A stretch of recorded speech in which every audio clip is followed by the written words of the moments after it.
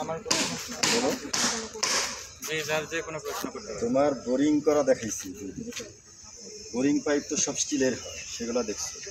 ওগুলার মাথায় আবার কাটার লাগায়, ওই যে ডায়মন্ড কাটার দিয়ে পাথর পাচ্ছে 190 ফিট পরে দিয়ে, কিন্তু বড় পাথর পাথর পাওয়া গেছে ওই বস্তার ভিতরে বড় বড় ওগুলাই বড় পাথর থাকলে বোরিং করা যাবে না।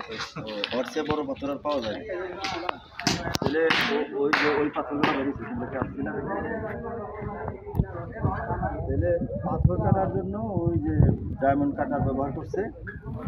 আর শেষের 80-90 ফিট বা 100-200 ফিটের থেকে তোমরা দেখছো যে 300 ফিট 400 ফিটের মধ্যে তারা ওই যে বালির স্যাম্পল কালেকশন করছে, ওগুলা দেখেই বোঝা গেছে সাদা বালি হলে যেখানে আয়রন নাই ওই জায়গায় ফিল্টার করে জালি।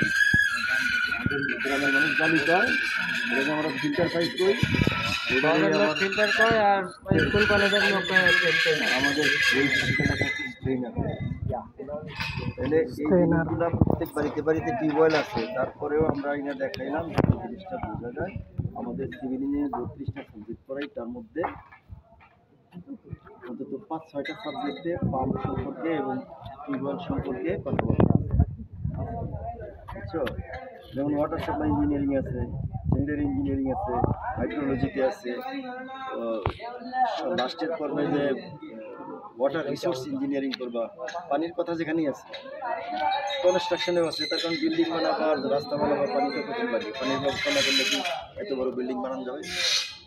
এই পাম্প গাড়তেছে, তাদের জন্য আলাদা একটা পাম্প তারা গাইনি, এটা 70 ফুট জায়গা একটা সাবমার্সিবল পাম্প দিচ্ছে,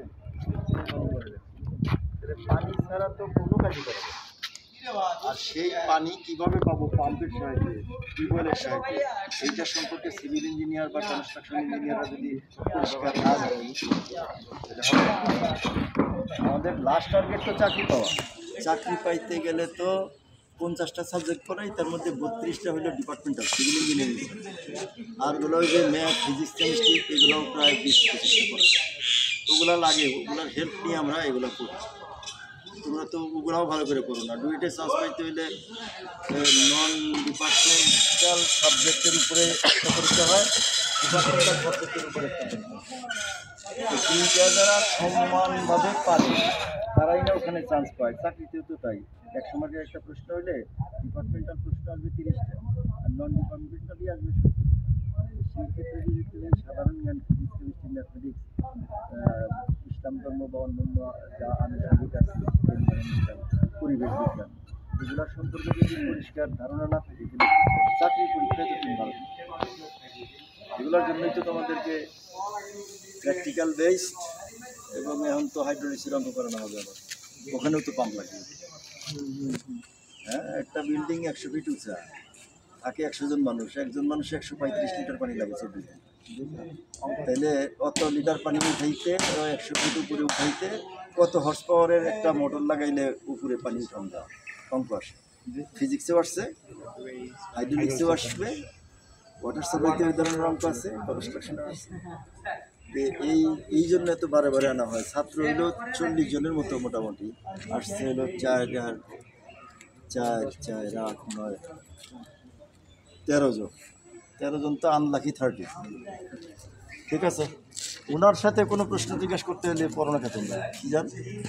স্যার সেদিন তো সব শুনে গেলাম স্যার। সব শুনে গেছো? জি স্যার, মোটামুটি সব। প্রিন্সিপাল স্যার বারে বারে শুনিতে গেছে, যেগুলো তো বারে বারে টিউবওয়েল গাড়া হবে। ছাত্রগুলা সব পর্বের ছাত্রদেরকে আইনে এনে দেখা, আমি তো প্রথম পর্বে একটু আগে এনে দেখাই নিয়ে গেছি, ওদেরও 2বার দেখাই। সপ্তম পর্বে আসতে করে ওরা ভার হয়ে গেছে, আসবে না, 126 বই রয়েছে, তারা অঙ্ক করবে। তো অঙ্ক করে পরীক্ষায় ভালো মার্ক পাইলে হবে না তো, আনুষঙ্গিক সব কিছুই লাগবে। একটা ভালো ইঞ্জিনিয়ার হইতে হলে তো পারিপার্শ্বিকতা জানতে হবে, সব কিছুই জানতে হবে, মানুষের মনোমানসিকতাও জানতে হবে। আবার চার্জ করে গেছে। ঠিক আছে, তাহলে চলো যে এখন আবার অঙ্ক করি।